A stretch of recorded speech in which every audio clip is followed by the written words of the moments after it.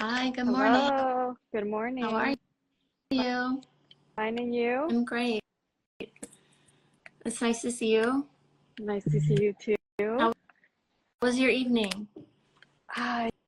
Well, you know how openings are, right? It was it was crazy, it was overwhelming, it was amazing at the same time. It was a great night. Okay. Definitely a great night. We're gonna wait for a few people to join us. Yeah. And um, where are you now? For people Right now, pardon? for people who are joining, where are you now? Right now I'm right outside the Museum of Art and Contemporary Design. Um, because I want to give you a little glimpse of where it's located, of the museum from the outside, and just give you a general walkthrough. Great.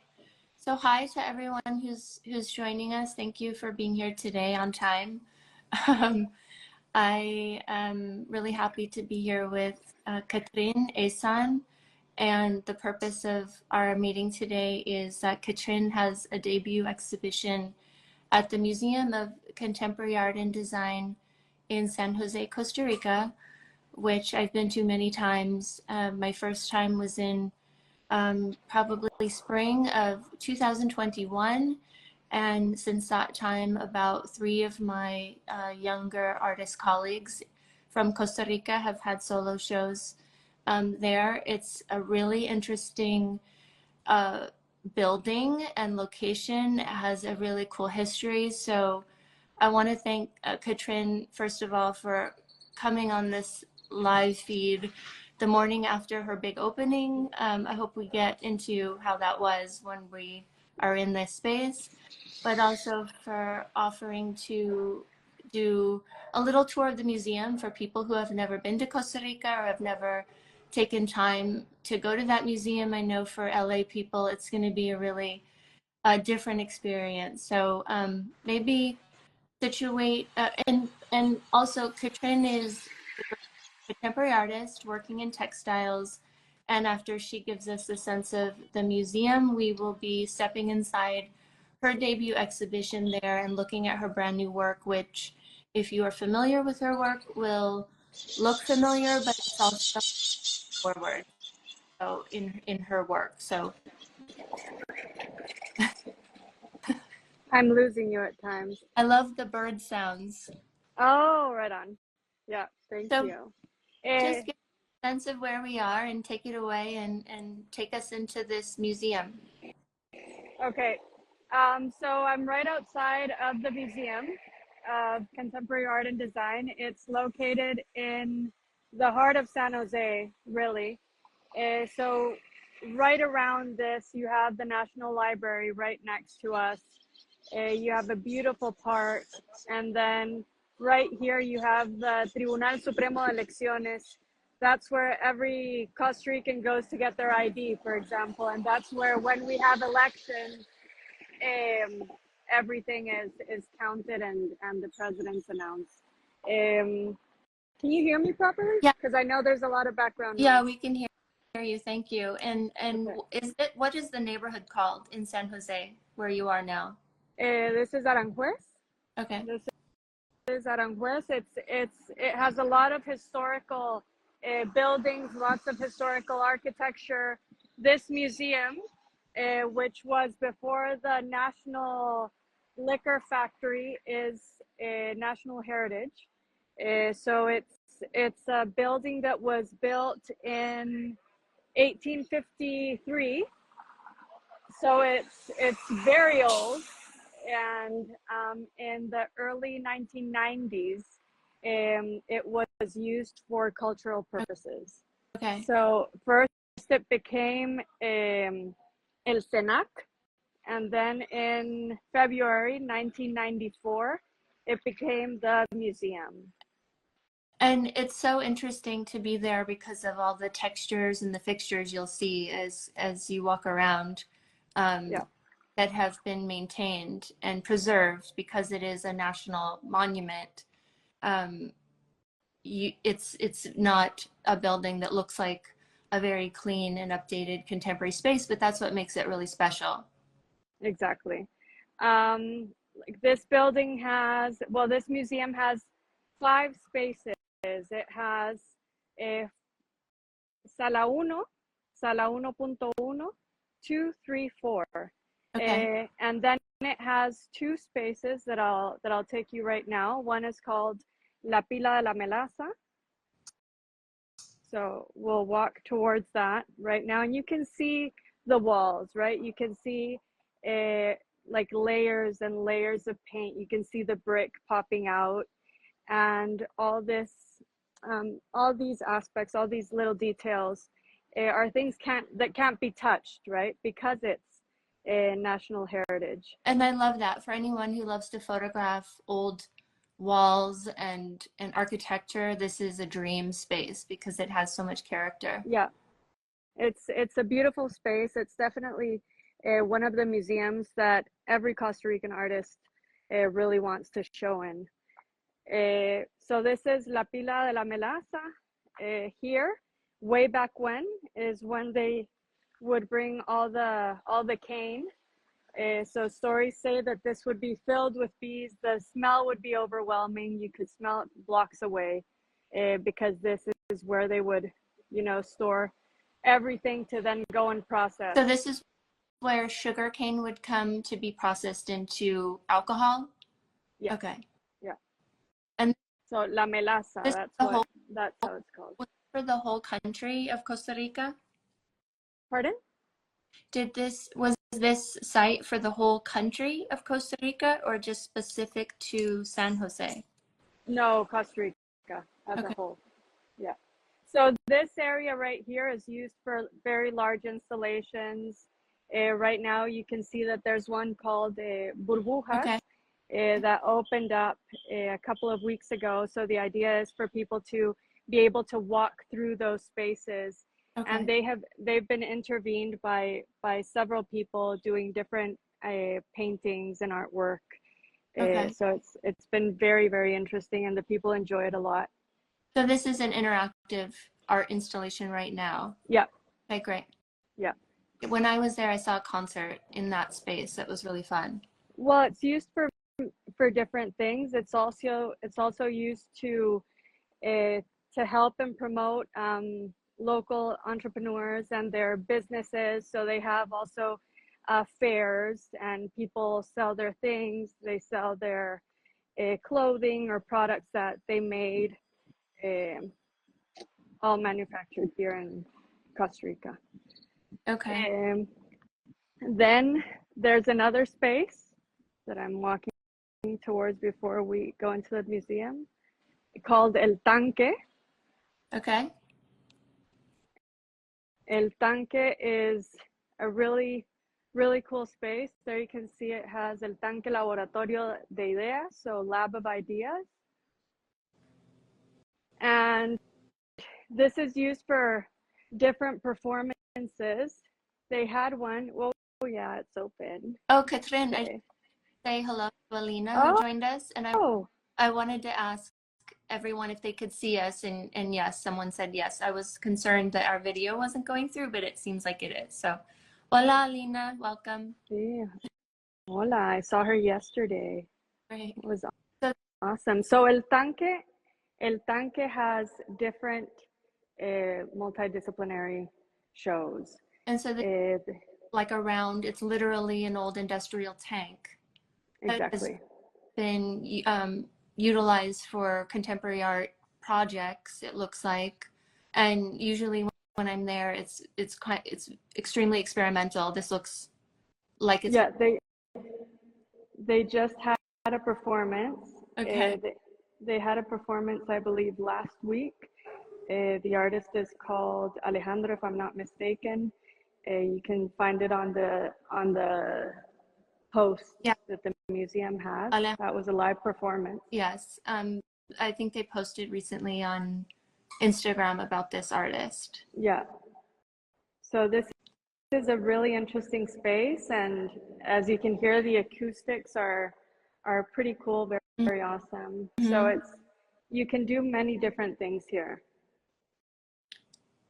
Yeah, I've seen some really interesting sound experiments done in this space as well. Yeah, So thank you for us inside there. you're If you welcome. joined us, we are getting a little mini tour of the outside spaces of the Museum of Contemporary Art and Design in Costa Rica in San Jose, which was once the National Liquor Factory. So it has some really unique fixtures and spaces that we are getting a sense of before we step inside the main exhibition.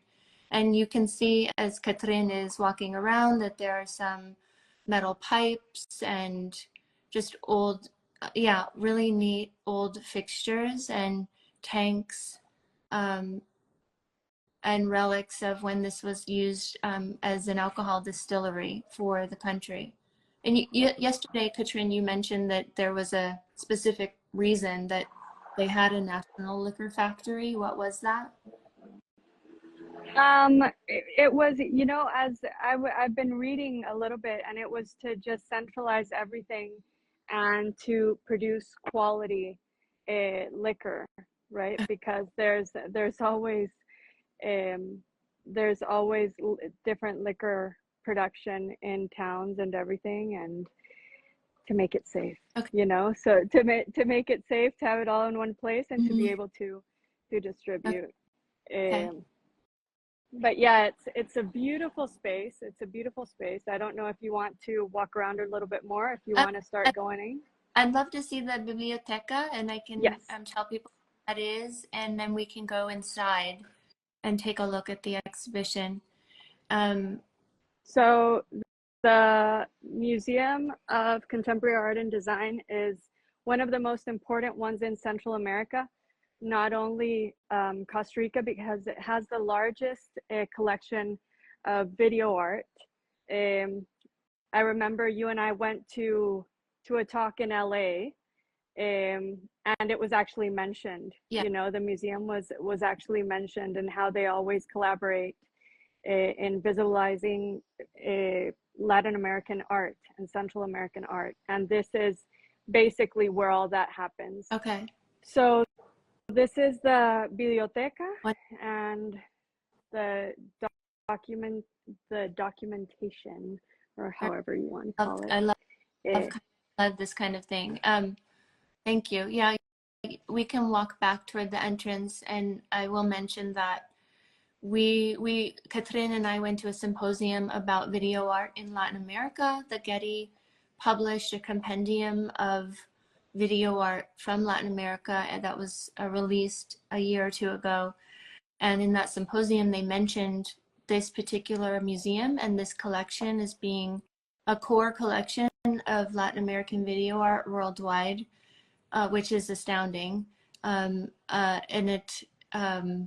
if anyone is interested in video art and studying video art, I think this is a place that they need to check out. yeah, it has many spaces. You know, this museum in particular has many spaces, not only to exhibit, but for people to come and work, come and study. You at the same time, you have the offices of the Ministry of Culture right next door. So it's very much linked, you know, and that shows the importance of this museum for the country as a whole. Okay, let's go inside and get to the good part and Awesome. see your exhibition. So she's going to take us through. So this is while you walk into the museum.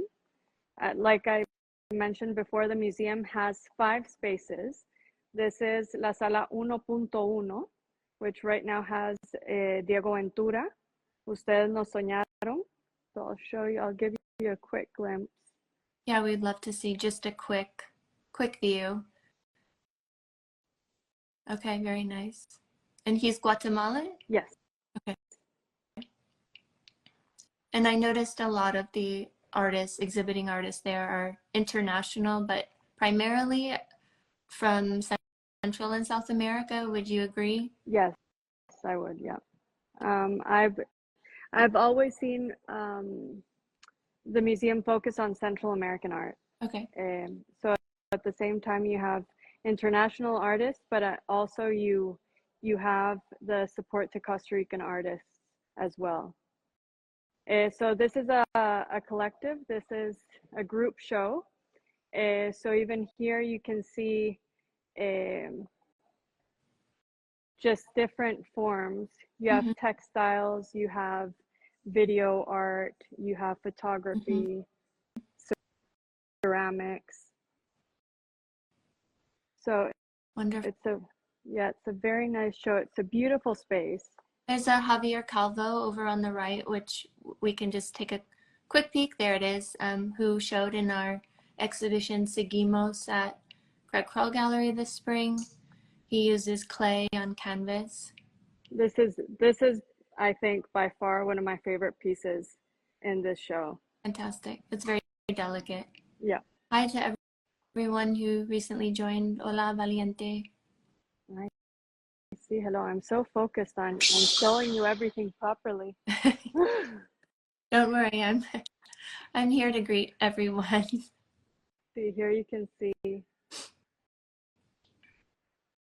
Thank you for the overview of the space.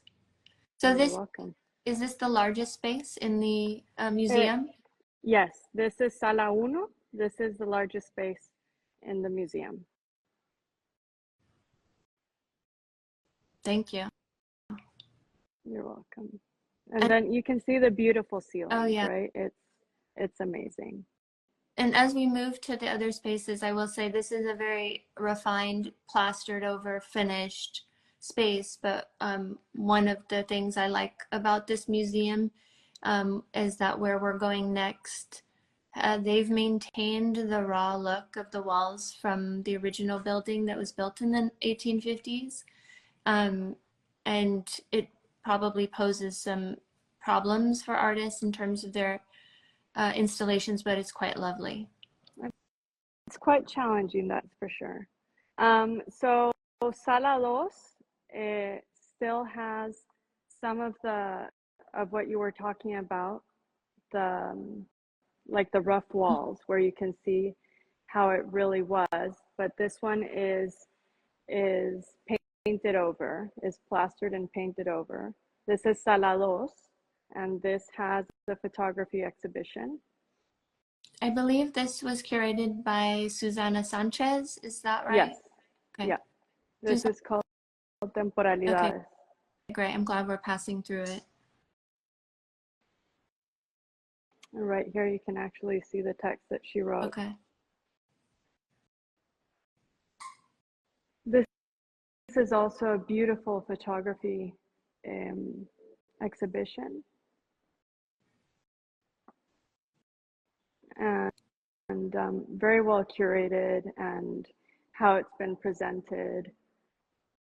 Yeah, these are some photographs, I believe, by Claudia Gordillo. She's a Nicaraguan photographer. We can just take a very quick peek at those before we see your show. Yeah. And Susana says, for anyone who's interested in contemporary art history, is an important Costa Rican curator who is working on a lot of feminist projects. Yeah. And here's also some documentation about Claudia. So it's been a show that's been here for a while, but people have really liked it. And here you can just sit down and enjoy that video. I'm dying to see your exhibition, so let's move down there. Okay. So this is the walls that these are the walls that we were talking about. Yes. So it can be very, very challenging. As you can see, there are parts, you can see so many different layers of paint. Yeah.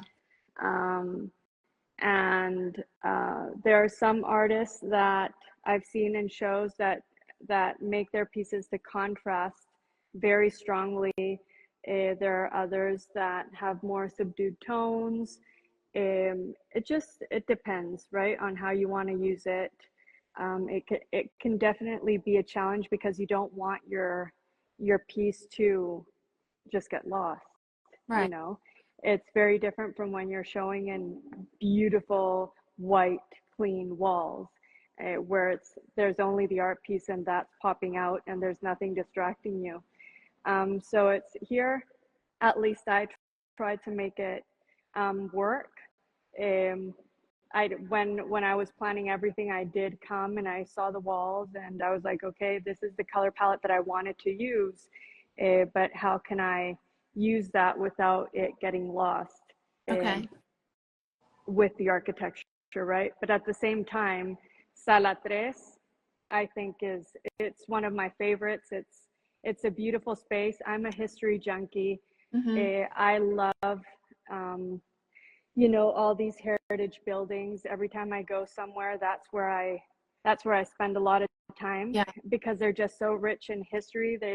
They just speak volumes, right? So I really wanted to use that to my advantage, and it's really a privilege to be showing in this space in particular.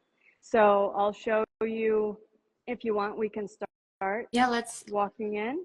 and just for context for anyone who's joined us, we're talking about Katrin's exhibition, which we're about to walk into. And Katrin, as you walk in, I'll talk a little bit about this space, but she's addressing the fact that the walls are the original walls from when the building was occupied in the 1850s. And they have this beautiful texture and layers of peeling paint. And so it's really captivating to look at, but it's also really challenging for artists to work with in terms of installing your work and how it's going to affect how people view your work. And so I'm excited to see how you've used it in this case. Yeah. Hola, Claudia. Yeah. Hello to everybody. That's awesome. So, okay, let me just flip this. Okay. So this is Sala Tres. Okay. As you can see, the walls here, like we've been talking about, are like in their roughest, right, state. And you can see the brick coming out. You can see all the different layers of paint. So this is the text for the show. My curator was Gary Yor, an amazing curator, really. I don't think this would have been possible without him just pushing and dealing with everything, right? It's been a lot of work. I want to talk a little bit about this. My work is textile art of geometric abstraction.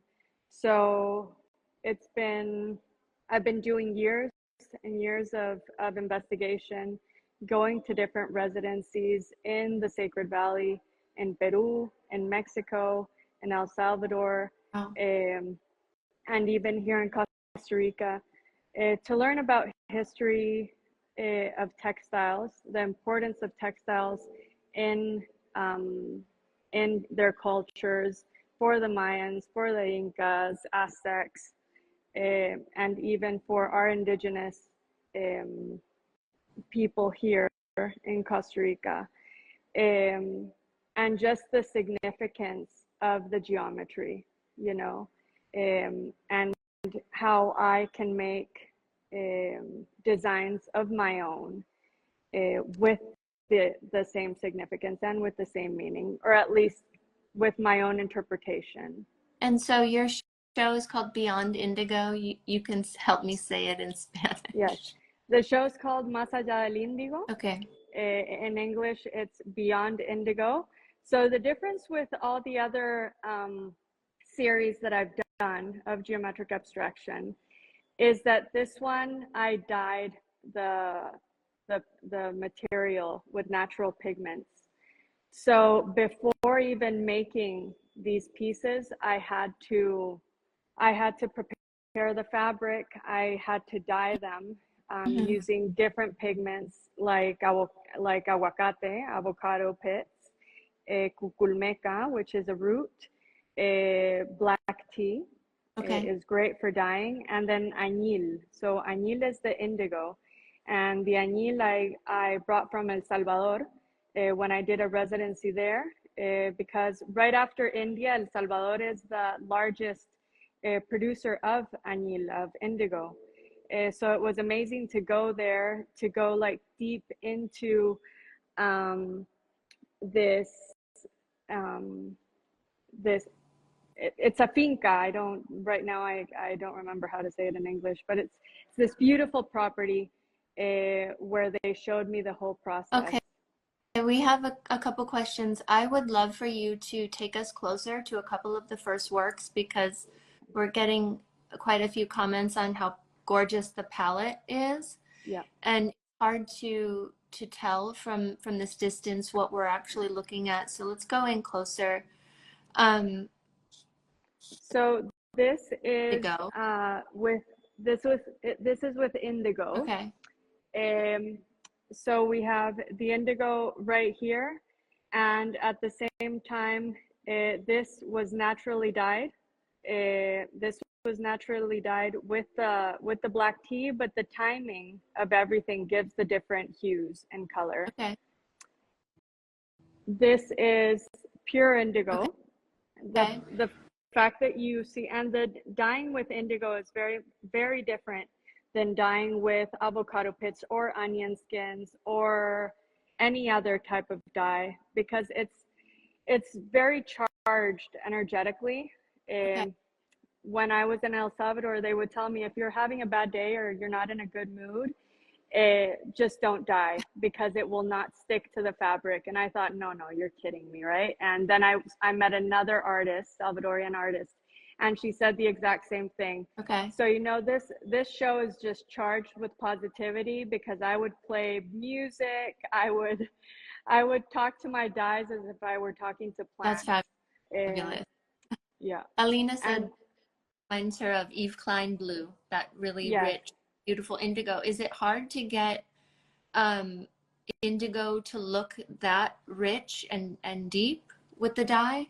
You know, I've been told that it is, but for me, I don't know if it was that I had amazing teachers in El Salvador, or that I just charged it so much energetically that it was not difficult for me, actually. I must admit, it's all about timing and the amount of immersions that you do. For example, to get these blues, I would dip them in 3 or 4 times. Okay. So let's say that I dip it into the dye for 4 minutes. After I take that out, the fabric comes out green. And it's when it comes into contact with oxygen, because then I have to oxygenate it for 4 minutes. So if I put it in for 4 minutes, I oxygenate it for 4 minutes. So I looked like a Smurf. Like, it's, you know, when I was moving it around, I literally looked like a Smurf, because it would like all just splatter all over me. And then you dip it in one more time. Okay, let's turn around that lighter piece right there. And I have a few questions that have come to me. One is, let's take a look at the one to the left right there. This one? Just hold on one for a minute. What's beautiful about it is the variety of tones you get. Are those all pieces all dyed at the same time? No. And they just variation? No, so this has 2 types of dye. I'll come closer that you can see it. You can see that there are some pinks in here. Okay, this is dyed at first with cuculmeca. Okay. Cuculmeca is a root. It's actually used for medicinal purposes. Okay. But then if you chop it up, you can, and you leave it in water, you soak it in water for a couple of days, it gives like this beautiful pinkish tone. And then that's what you use to dye. And then what I did after that is that I did a second dye with black tea. Okay. So that's why you get all these different changes in tone and in color. Gorgeous. I'm sure it's even more breathtaking in person. Yeah. Then these 3. Those are incredible. Now, this has a lot happening in terms of the color shift. So maybe you can walk us through and tell us what's happening on these. Yeah. So here you can see, this was actually pretty challenging to do. This is done with cuculmeca and avocado pits. So cuculmeca and avocado pits give that pinkish color. Okay. And all these are done with 100% cotton that I have to wash and prepare beforehand before I start dyeing, so that the fabric is ready to receive that dye, and it doesn't fade. You know, so it's a long process to make sure that the color is received by the fabric as best as it could. So this one was extra challenging because you can see how it starts dark at the top, and then I start doing that like degradation in color until it becomes lighter, and you can actually see the design easier as you go down. If you can pull back for a second, because I love the shift in tone. That is, for me, really successful piece, the way you've laid it out that way. Now, do you dye the different colors and get different depths of color and then lay it out and create the design, or do you have the design in mind before you do the dyeing? Which comes first? I have the design in mind. Okay. And I think that works with all my pieces, even the ones that are at Craig Crawl, because I always think of that design beforehand, and then it's like the design speaks to me about what color it wants to be. Makes sense. You know, I don't know if that sounds a bit crazy, but no, it doesn't at all. But we talk my work.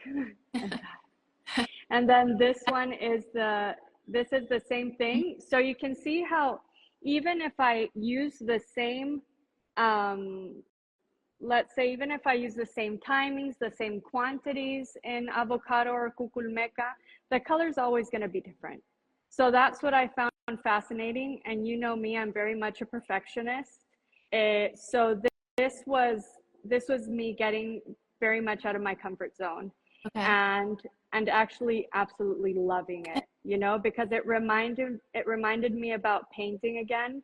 So I just felt I was painting by dyeing. Amazing. So it was I enjoyed it really. I enjoyed it very much. This is done with the black tea. Okay. And then right here that you have this beautiful green, this is actually done with onion. That's gorgeous. So this is a two-process dye. What you have to do first, before, of course, you prepare the fabric, but then you get the onion. So it's the outer part of the onion. It can be either the yellow part, or even if it's a purple onion, you can put it all in there. And you just leave it to simmer. It can't boil, because if it boils, you get a darker tone. I actually like it a lot. It's like a mustardy yellow. So what you do after you have that, you put the fabric into that dye. And to get the green, you just take some of that dye bath, add a little bit of water, and then add a tiny bit of iron powder. And this really, you have to use your stopwatch when you're doing it, because it cannot go past 10 minutes. If it does, it starts, it's not good for the fiber.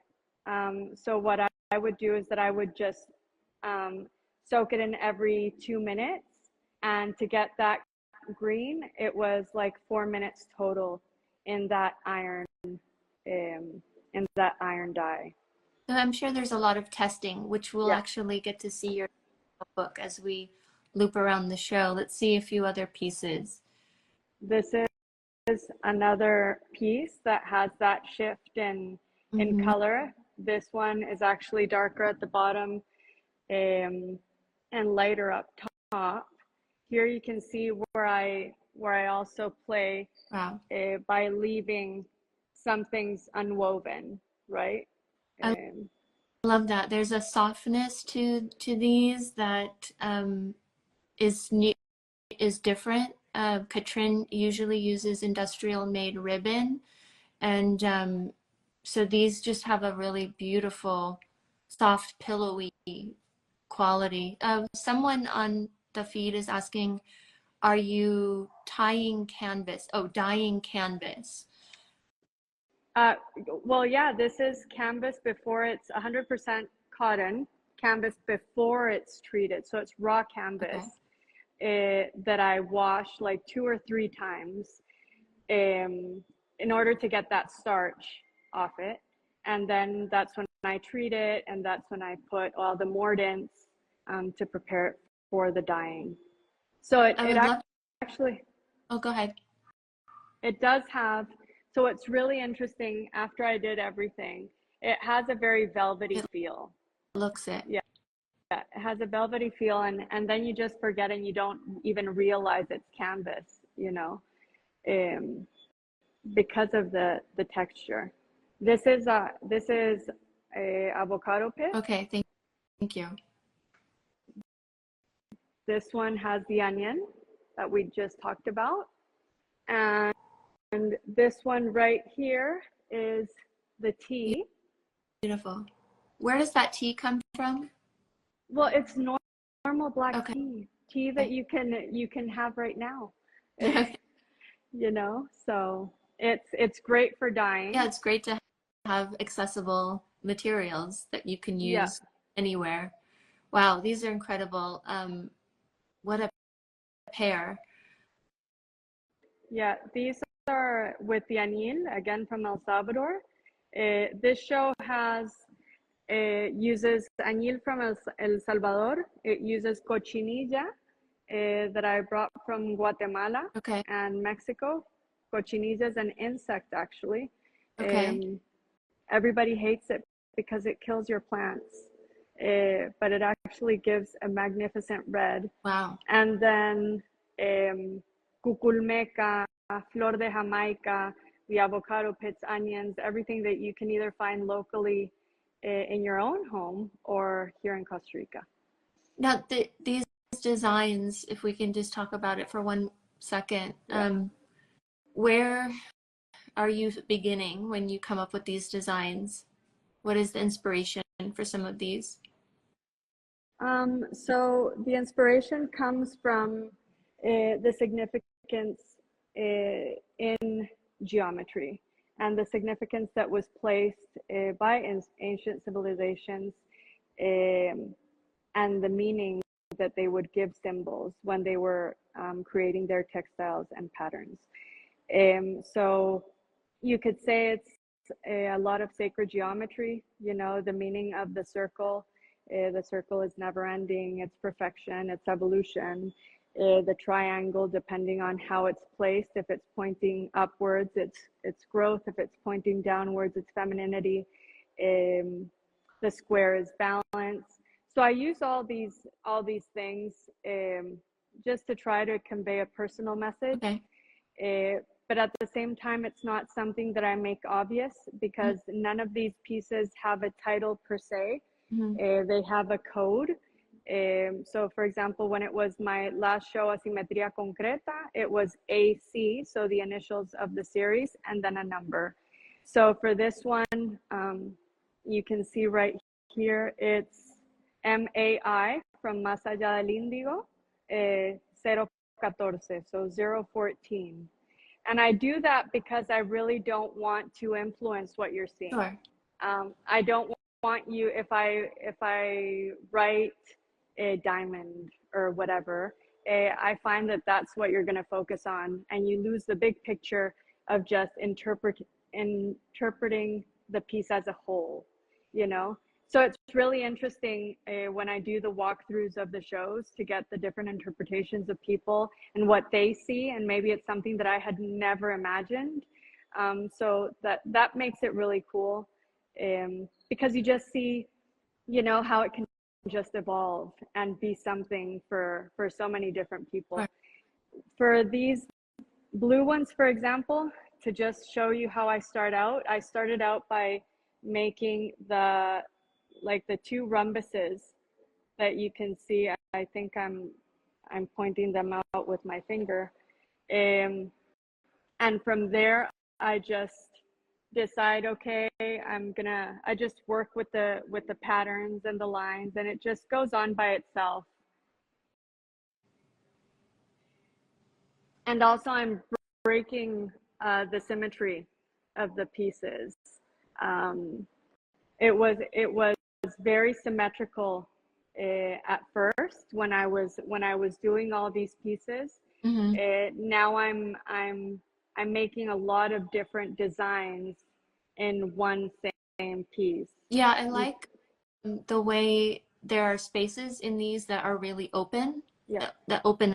So it's not an all over pattern. Like this is a great example where you have like a moment of rest for your eyes and then this really intense movement yeah, that happens with the layering of the fabric. It's really incredible. yeah. This one was done with the black tea as well, and It it's looks just a matter. Pardon? it looks nice on the walls of the museum. No, I love it. You know, I came here to see a show that they had going on, and because I really wanted to analyze these walls and see how I could make it work, because I didn't want the pieces to get lost. And I just think that they work beautifully, and they just complement the space, and the space complements the work. So This is an interesting one. It almost feels like tile patterns. It's something I haven't seen in your work before, this square within a square. yeah, Um, it's quite beautiful. It also reminds me a little bit of quilting, which I haven't seen in your work before either. yeah, it was. You know, I think it's all about change and where everything takes me. When I was in LA with you guys, that we went to see the beautiful show, I think co-curated by Carrie. Right now, I can't remember the name of the show, that had all the different textile pieces. Um, Oh, at the Palos Verdes Center for Art. yes, exactly. Yeah. You know, everything, you guys are so privileged, really, to have such beautiful shows all around, Mm-hmm. such inspiration.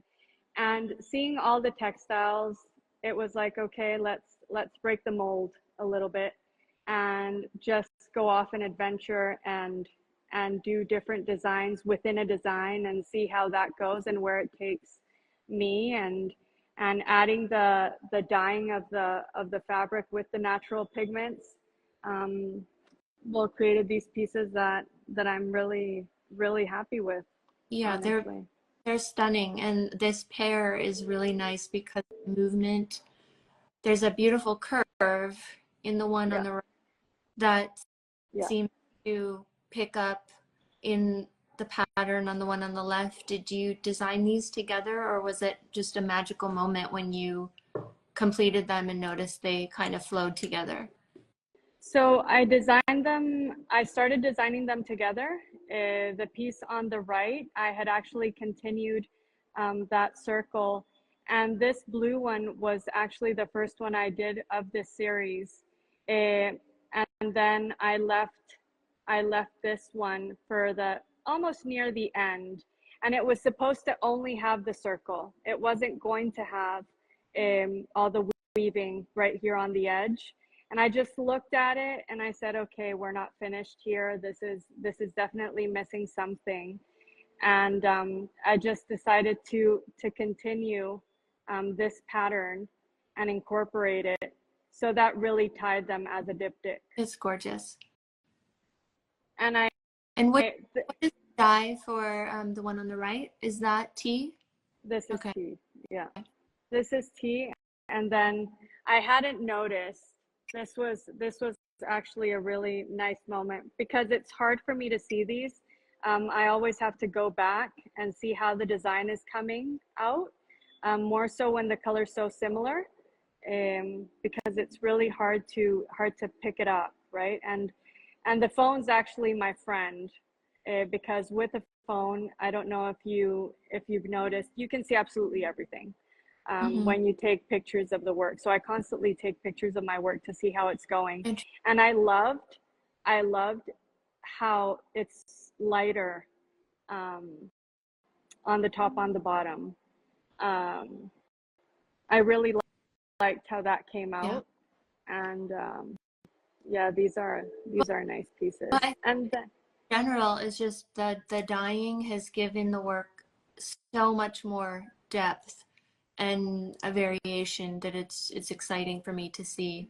I don't know if she's still on here, but Tanya Rector logged on earlier. She's a textile artist in Los Angeles. Hello. Hello. And if you're just joining, we are in the middle of looking at Katrin's exhibition, and we are going to see in a moment the largest piece that she has ever created. So please stick around so we can take a look at that with you. I've been reading while you were talking.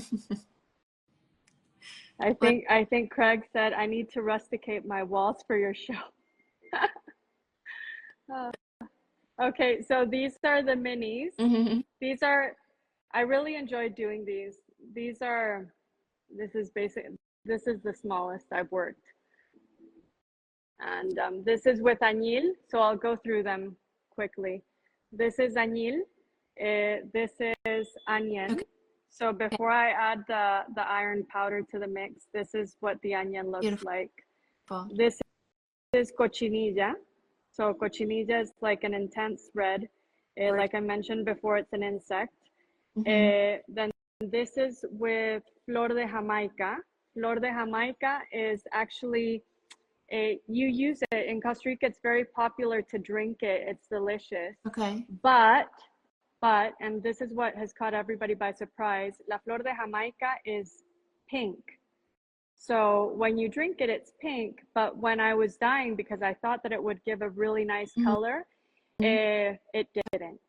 Okay. You know, it didn't get that pink. I love the fact that it gave like this very nice cream or beige tone, but definitely not the color that you're expecting when you know the color that it gives when it's soaked in water. Wow, that's gorgeous. Those dark tones, what is that one? This is cuculmeca. Okay. This is cuculmeca and black tea, so it has two different dyes applied to it. Yes. Then this is cuculmeca on its own. This is the cuculmeca is stronger in color than the avocado pits. And then this is onion, and then I dye it with the indigo. Okay. So this gives like a beautiful green, bluish green color. This is the onion with the iron. I think I'm a big fan of the onion and the cuculmeca. Oh yeah, I love cuculmeca. The tones are incredible. And you definitely don't have to go to the gym for that one, because that root is so hard that I was exhausted right before having to dye. I'm always a fan of working out by just making art. Yeah, well, you know, when I wasn't going to the gym because I needed to use every minute for this show, it was actually very helpful. I was like, okay, my arms are still going to be toned after this. So this is another triptych. These can go on their own, or they can be together. This is again the cuculmeca. So as you can see, because of the space where it is, because I'm using the natural pigments, I really wanted to tone it down. Sure. I wanted to use very soft colors, very subdued, very earthy tones. And I think it worked beautifully with the space. I think it's gorgeous. It's a very different world from your last show, which was at the Museo de Cartago, was it? Yeah, it was at the National Gallery, and then we moved it to the Cartago Museum. And those were just really intense primary colors, or colors that were found with prefabricated industrial ribbon, something that you would find in a fabric shop. And so they just, and the shine of those is really special, but these soft tones really work beautifully in this old space. Yeah, they both have their unique charm. With the ribbon, I love the play with light that you get, and the optical illusion and that feeling of movement, and all the different dimensions that you can see in the same piece. And this one I find very comforting, you know, and the colors are really homey, and they're soft, and they're really in touch with nature, and I think very much in touch with all the investigations and everything that I've seen along Central America, you know. So this one was really bringing it home, and yeah. I want to, oh, we have Lilian. Hi. She said she saw them in person last night and loved how beautifully they came out, and congratulations. So thank you. Oh, thank you. Love to, since we have a good group of people here from LA and Costa Rica and the East Coast right now, I'd love to turn around and introduce them to your hanging piece before we actually look at the notebook and everything, and give people a tour of your big hanging textile. Okay. If you're ready. I'm ready. Okay, so I'm just going to turn this around, and I just want you to get a sense of the dimension of this piece. Beautiful. So I had this measured out in feet. I don't remember. We use meters here. So this is 4 by 6 meters. Okay. This is about 12 by 18 feet. Yeah. Well, I'll trust your math. I'll trust your math. Thank you. But yeah, so you get the sense of how large this is. Wow, it really vibrates on the eyes when you're panning up. Yeah. So this started, I'll tell you a little bit of how this started. Actually, Lily and I went to Mexico in February to see Sonamaco. Okay. And there was a lot of feminine art. There was a lot of feminine art, lots of textiles that I was really happy to see. So when I started designing this piece, I was actually thinking about the female body. Okay. So I'll give you a little glimpse into what I was thinking. So this was the whole female reproductive, well, actually the female genitalia. Okay, so let's say you have the clitoris area right here, then you have the outer labia right here. Okay, inner, and then breast. Okay, okay, so it's, we see it from a little farther back so we can get a sense of that form? Okay. Okay. So you can see where these circles are intended to be the breast. It's as if a woman's laying down. Okay. Right. So it speaks a lot about femininity. And then when I finished the design, an owl just popped out to me, and I don't know if you can see that owl right here.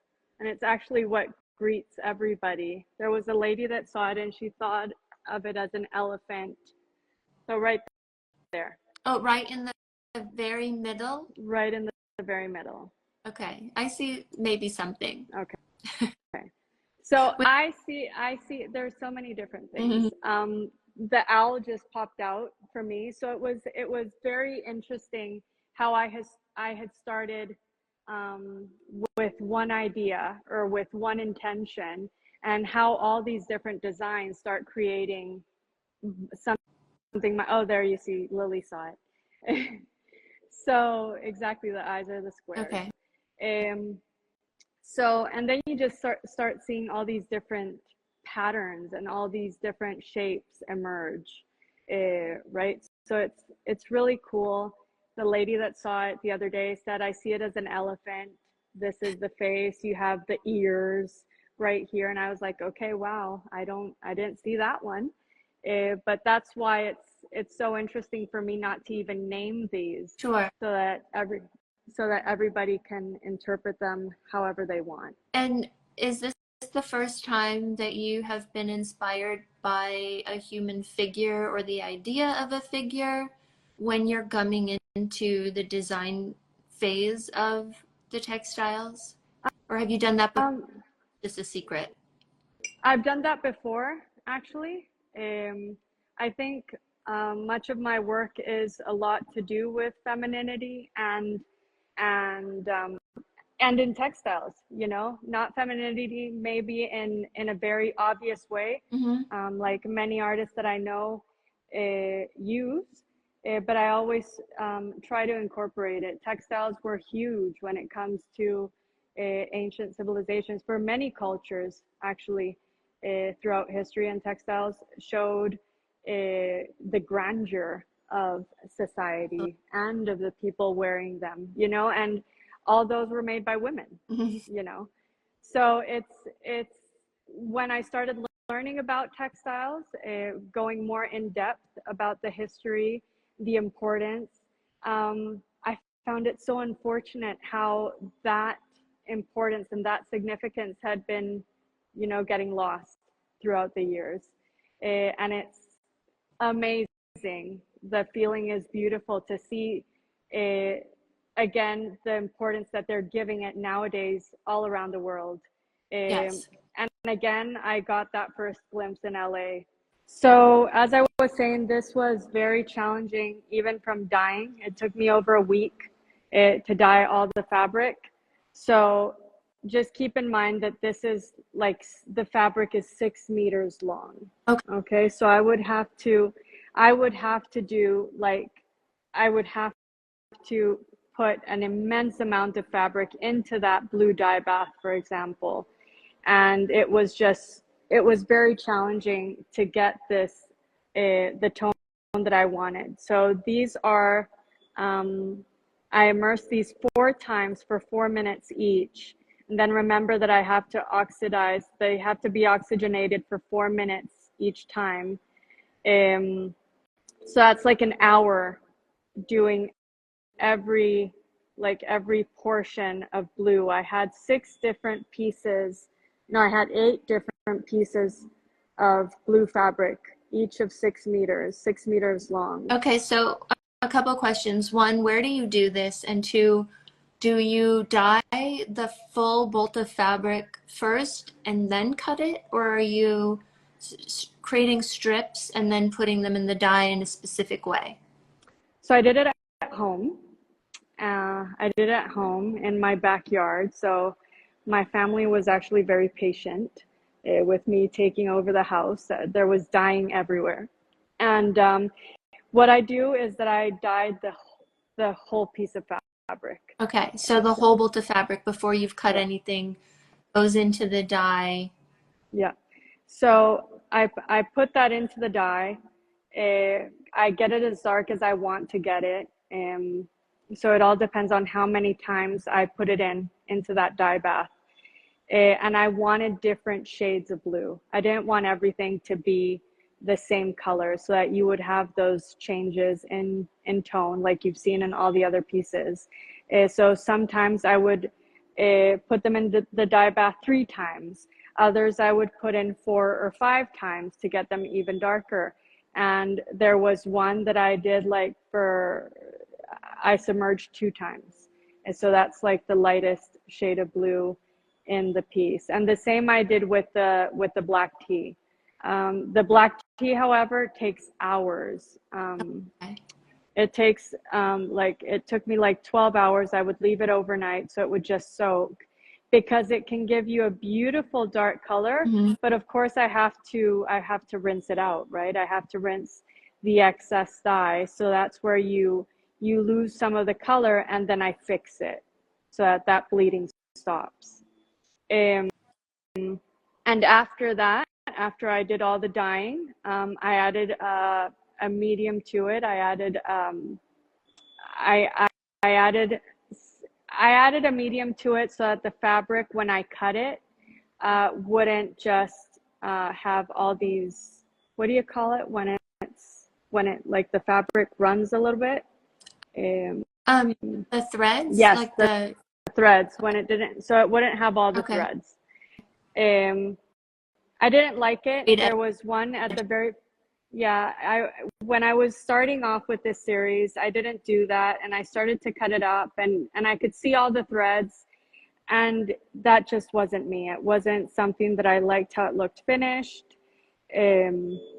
So I applied that so that when I cut it, it would look, it would look clean, perfectly finished and clean. yeah. Yeah. I want to thank everyone who joined us again after our cutoff, and we have a couple of questions for you, Katrin. One is, do you add salt to it? To that. At what point do you add salt to it, and then how do you cut it? So for the black tea, I actually do add salt to it, large quantities of salt actually. And for some, I also use vinegar. So the vinegar also helps the dye just set in the fabric. And there's another additive that I add to the mixture, to the black tea bath, Okay. to help fix it to the material. But salt is I definitely did add salt to the black tea.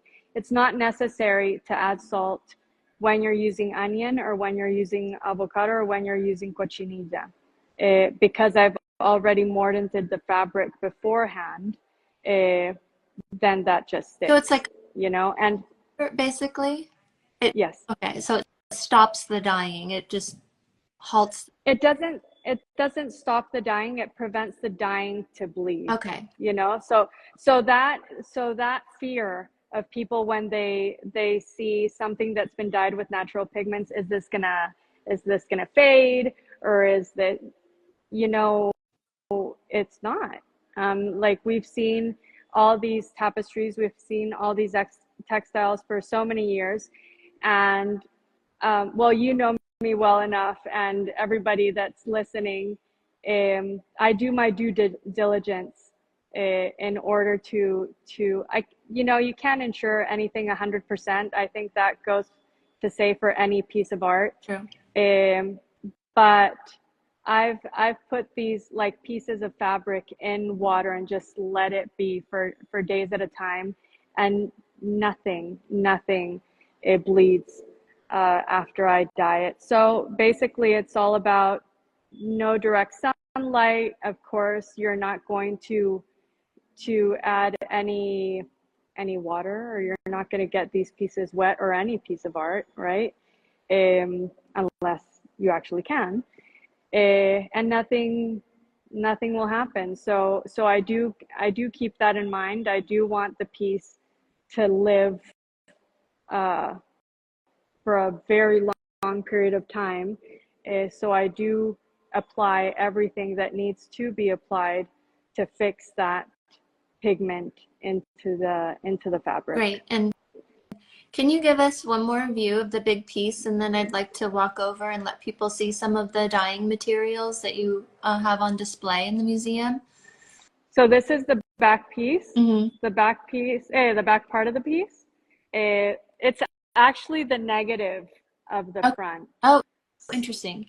So everything that you see in blues on this side, you would see in that camel color on the other side. Okay, and I'm dying to know this. When you knew you were going to do a piece at this scale, when did you say, okay, I'm going to use this dye and this dye? Like, how did you know these colors were going to work at this scale? Or was it just a matter of a leap of faith, and those were the ones that spoke to you? It was a little bit of both, because I did a lot of studies. I did a lot of studies beforehand on dyeing, on the amount of product that I needed to get a certain color. That's with small pieces. You know, when I started doing the actual artwork and the pieces were much larger, I would start seeing a variety in shades. There were days that I was just not getting the color that I needed to get, and I really, if there's a color set in my head that's for that piece, I'm not going to rest until I get it. And the blue was just, we were just working beautifully together, and everything was coming out great. At the same time, when I was talking to my curator, Gary, about the name of the show and everything, he was just in love with the blue. Okay. And it was because it was such a nice process, and it's such a beautiful color, and it's actually my favorite color, that we agreed on what just came up in a lunch, más allá del índigo, beyond indigo. So it just felt appropriate that this large piece have that blue. And again, it was a color that was just working with me, and it was coming out great the whole time. Mind you, it's been years investigating, but I didn't have, it was months to prepare the show, but not as much. I didn't have as much time to be able to maybe think of any other color, and at the same time, no other color was coming to mind when I was thinking about this big piece. The blue just fit. It fit with the design. It fit with what I had in mind, because all the pieces on the walls are very monochromatic. Mm-hmm. And this one is the only one that has that contrast, because I wanted to create a wow effect. Mm-hmm. That was in my mind what I wanted with this big piece. Actually, when you walk into the room, that's what greets you. So I needed that contrast, because I wanted the people to really see the design behind it. And I just think they both work beautifully. Do you feel like you will work more in this fashion where you hang pieces, or was it just something that felt right for this particular space and installation? It felt amazing for this space, that's for sure. When they gave me the possibility, or when they said, the museum wants textile proposals and I want you to make a proposal, this just was the first thing that popped into my mind. The big piece right in the middle, the grandeur of it, and of course I always like challenging myself, giving myself a little bit more extra work, but I think that's the beauty of it, right? I don't think an artist keeps on growing if you don't. So I do think I will be doing more of these pieces. It's just about seeing how they fit the space and working with the space. I do think I'll probably be doing more in this scale, if further Right. along the road. And I very much enjoyed seeing people walk by it, And and just interacting with it, and at the same time being able to touch it, because they normally can't. The ones on the wall are a bit delicate. So, and like any other piece of art, you don't go to a museum to touch the artwork. But this one, there's no problem if you so do. we'll walk by it. Can you give us another view of it, kind of in the context of the whole space, maybe from a little ways back? Is there any movement when people get close to it? Does it sort of sway at all, or It was swaying, because I did have to come and finish this piece in the museum.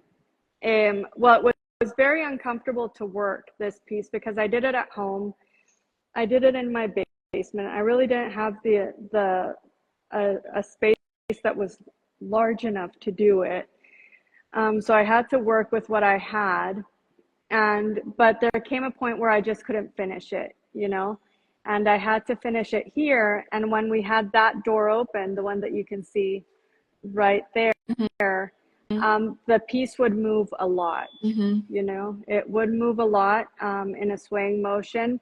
So I did fix it. We did end up fixing it right here on the bottom. Oh, I see. Okay. So it goes, okay, so it's actually affixed to the floor with a pole. Yeah. Okay. Yeah. Very nice. It's interesting how when you had the stairs in the background of this shot, how it echoed the pattern in a nice way. Take us over to the beautiful display of material that you brought to the museum, so we can take a look at that. One of the things I learned about Katrin is that she is really serious about her process, and I'm enamored with these notebooks she was creating while she was educating herself about the dyeing process. So the books and with these fabric tests are exquisite. Maybe you can tell us what we're looking at. Okay, so here, this is like really months of doing experiments, of doing dye baths with different fabrics. So you have linen, you have like the raw canvas, and then you have another type of 100% cotton, which is called also manta nacional. So I did the experiments with these three. I really liked how the color was absorbed by the linen. However, linen has so much texture that I didn't want to use that for this series because I didn't want to add more elements to it. So what I ended up choosing was this one, which is the one that I used for all the art pieces, and actually got that velvety look once I was finished. So here you can see, this is where I used the onion. I was doing different dye baths with the onion. Oh, nice. If you dye with the onion and you add cremor, I don't remember how that's called in English, I'm sorry. You get lighter shades of the yellow. And like I mentioned before, if you add the iron powder to it, you get the darker shades. So this is basically the same fabric, but just different elements added to the dye baths and different times, okay? So this I left for, I'm guessing right now, but what I would do was I would add one for 30 seconds, then I would leave the other for 1 minute, and then I would leave it for 2 minutes, and so on, right? So you get those different shifts in the same color. Beautiful. And this becomes sort of your template for understanding how long to dye something, what additives, if anything, to add to it, and you'll kind of have a palette that you exactly can, when you're thinking about creating a piece. Exactly. And I went through this book when I really wanted to choose what colors I was going to use for this show. Okay. And I took some out of the sketchbook, and I was like, okay, let's take this one and let's see how it works with this one. And I would put them side by side. And that's how that palette was created. And then I just started producing all the artwork based on that. Then this is cochinilla. So this is the insect that I had told you about. The cochinilla grows normally in nopal. Nopales is like a type of cactus that grows in Mexico. You can also find cochinilla in Guatemala. So this is like this a little insect that's dead right now. And then I put this in here, and I just mash it up. Wow. And then well, the light's not helping, but right here you can see how you get that red color. It's the same one that kills orchids, yes. So it's considered a pest. Well, yeah. Okay. There's cochinilla that kills several plants. There are there are towns that grow cochinilla in order to get the pigment, you know. Oh, wow. So there I added, that's the powder, Mm-hmm. and then I added a little bit of water so you can actually see the red. Beautiful. And it's the red that you see right here in this textile. Incredible. So this was actually when I went to the Sacred Valley in Peru to learn backstrap weave. So this was the one that I made. Oh, wow. Yeah, it's been the most challenging thing I've ever had to learn, because they learn that when they're 7 years old. They start learning that when they're 7. I was like 37. So you can imagine how it wasn't the same experience, you know. Right. Well, it looks like you did a beautiful job. No, thank you. Then this is the black tea. So Okay. it's just the powder. And then this is añil. Añil is the blue powder where you make the dye bath, and then you get that beautiful blue. Crush all of these materials up into a powder before you use them in your dyes? Not all of them. So this is cuculmeca. This is the one that gives that beautiful pink that we Mm-hmm. saw in the large Love pieces. it. So this is the one that I told you that is rock hard. Okay. So it's impossible to, well, I'm not guessing it's impossible, but I don't have what it takes to make this into a powder. So what you do is that you chop this up as finely as you can, and you just soak it in water for like 3 to 4 days, and the color just starts releasing itself into the water. And after that, you boil it. Well, no, you don't boil it. You just put it to simmer for like 40 minutes, an hour and a half. The color starts getting more intense. And after that, with the mordanted fabric, like your fabric already prepared and ready to be dyed, you add the fabric into the dye bath and you leave it like for an hour and a half, 2 hours, depending on the intensity of the color that you want. So if my fabric weighs 100 grams, for example, and I have to weigh it dry, then I need 100 grams of cuculmeca. It's 100%, or even maybe 150 I would use at times, just to ensure that I would get a very intense pink. Okay. And then this is the flor de Jamaica. Okay. So the flor de Jamaica, and this is like the interactive part of the show where people can actually come, touch, Fun. smell. Does it have And so does it have an aroma to it, the flor de Jamaica? it does. It has a delicious aroma, and it tastes delicious too. So when you come to Costa Rica, we'll get flor de Jamaica. Okay. But then the color, as I had mentioned, is pink. You know, it's like a pink red when you're making that beverage, and we got the off-white. Mm-hmm. You know, so people couldn't believe that, and they would actually say, "No, I think you got this all wrong. Mm-hmm. I think you have to move these around." And I was like, "No, you know, that's what happened." The avocado pits also give that pale pink, Mm-hmm. not as intense as the cuculmeca. And you can try this at home when you eat your avocado and you just cut that pit in half. You start seeing the pit go pink.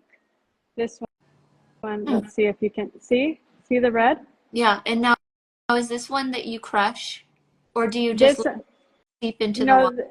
this one you just cut up like the cuculmeca, Okay. and you let it soak. You let it soak. And then eucalyptus, it not only smells delicious, but also gives this beautiful yellow. Oh, I don't feel like I saw that in the exhibition. Was it too vibrant for you to include in this show? It was. It was, and I was already using the onion Okay. because I really liked the mustardy look of the onion. This yellow was really, really intense to my surprise. Mm-hmm. And depending on the type of eucalyptus, you can get either yellow or red or brown. Wow. Oh my Yeah. God. So this was in my mom's backyard, Hmm. and I just went and I chopped off a lot of eucalyptus leaves, and then I saw that the bark was like this intense red. So I started peeling that off. Um, I must admit, I have not boiled the bark to see if that too gives the yellow. So I'm really dying to see if I'm going to get the same shade or if it's actually going to give me something else. Okay, Lily's asking, how did you manage to get your hands on so many avocado pits? Did you ask your family to start? I asked absolutely everybody. Okay. I even You were, went I even went to restaurants. It was crazy. I was like, hey, whatever you're going to throw out, please give it to me. right. Or I would go to the supermarket for the onion, right? And people would see me, instead of grabbing the actual onion, they would see me grabbing this. And I was like, yeah, they're probably thinking I'm crazy. But yeah, it took so much time. Or even here in the fairs, Costa Rica has agricultural fairs on Saturdays, and my mom would actually tell the guy that would sell her onions, "I need you to pack all the like the what is it like all the onion Skin. skin or rinds? Yeah, all the onion skin, uh, because my daughter needs it to die." Uh, so nobody understood, and she brought me this little bag, and I was like, that is not gonna be enough. So it was a process that took, several weeks to get everything I needed to start working on everything. Um, anyone who's joined us late, let's give them a nice overview of what the exhibition looks like from where you're standing now. Okay. It's really breathtaking. Um, Not only the individual pieces, but the the palette and the installation looks fantastic. Thank you.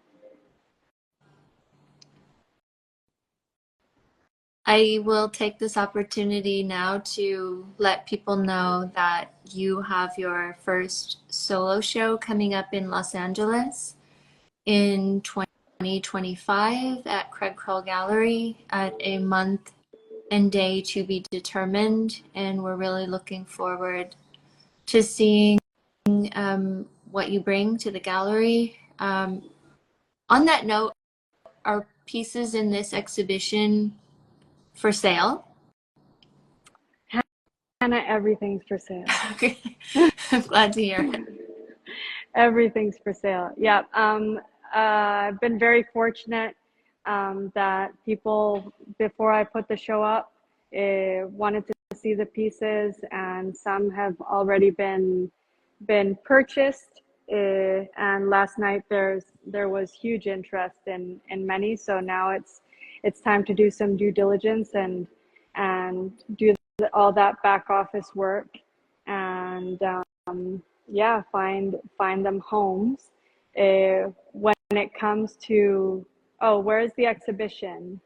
Melinda's asking. The exhibition is in San Jose, Costa Rica, in the Museum of Contemporary Art and Design. So And if you're not in Costa Rica and you'd like to see Katrin's art, she has a solo coming up in Los Angeles at Craig Kroll Gallery in next year. yeah, I think well, as soon as I'm done here, well, as I mentioned to Craig, come Saturday, so starting tomorrow, my mindset on LA. My mindset on LA and other projects that are coming up internationally, which has me very excited. I do want to sit down and really think about this. I think I will change my name to Kukulmeka. Okay, so I think we have a new nickname. Kukul. There you go. So yeah, I'm focused on that. You know, these processes always, I think I'm where I'm supposed to be in regards to my process, and every single thing just adds on, not only to the growth of the artwork, but to me personally. Right now, I dyed with natural pigments. I went out of my comfort zone and I let the pieces flow much more, and embracing the perfection in the imperfection. Um, and now, what's screaming to me is to play with the materials, to play with the fabric, and see how that falls naturally. Um, so I'm very excited with with the proposals that I'll be sending, with the show that I'm planning on doing, and you know I'll I'll do something, I don't know, It's pretty exciting. yeah, Pretty it's exciting. exciting to see the new direction, and I hope people there really enjoy the show. I'm glad it's up um, as long as it is. Oh, I think Katrin's. Oh, I there you. lost you for a bit. Yeah, I lost you. I lost you too, but we're very excited. I hope a lot of people get to see the show in Costa Rica. It's up through, I think, November 23rd. So it gives a lot of people an opportunity to go. And obviously, I mean, we're getting a sense of the work, but I feel like it's nothing compared to what the work is going to feel like in person, because every strip of fabric has a variety of tones because of the process that you're using. So I'm sure it's just incredibly captivating and beautiful. Um, and also, you have decided to use this space in such a beautiful, meaningful way, and taking into consideration the walls and the architecture. So well done. I commend Thank you you. for an incredible show. Thank you. Thank you so much. And I'm super happy and excited that I was able to share it with all of you, to talk to you. And yeah, it's I hope, if anybody wants to plan their vacation to Costa Rica, that you come and you see the show and you see a beautiful museum, because it is breathtaking. And as I mentioned before, it's the dream of any artist here, to be showing in this museum. So I'm very honored. I'm very honored to be here. I'm very honored to have this space. Um, I absolutely love it, and I'm glad that the work just, I don't know, it just flowed perfectly, Oh, and it's a show full of like beautiful energy. I was enjoying every step of the process. And I had actually missed painting because I used to paint several years ago, and I really missed that. And this was doing it all over again because of those different shades, and because of the textures, and because of all the unexpected things that were happening. So I've really enjoyed the whole process of it, and I'm really thrilled to develop this even further and taking that to LA. fantastic. Okay. Well, thank you everyone for joining us. Thank you so much, Katrin. You're a really special artist, and we really Thank appreciate you. you taking time with me today. And I miss you, and huge congratulations. Thank you so much. I miss you too a lot. I miss all of you. The LA community is beautiful, and they're so welcoming. I had an amazing time when I was there, and I know that fellow Costa Rican artists were there recently, and had the same beautiful experience. So it's actually a place and a community I look forward to immensely to going back to. Thank you. Thank you for saying that. Okay. Thank you everyone for joining us, and we will see you next time. Yes. Ciao. Thank you so much.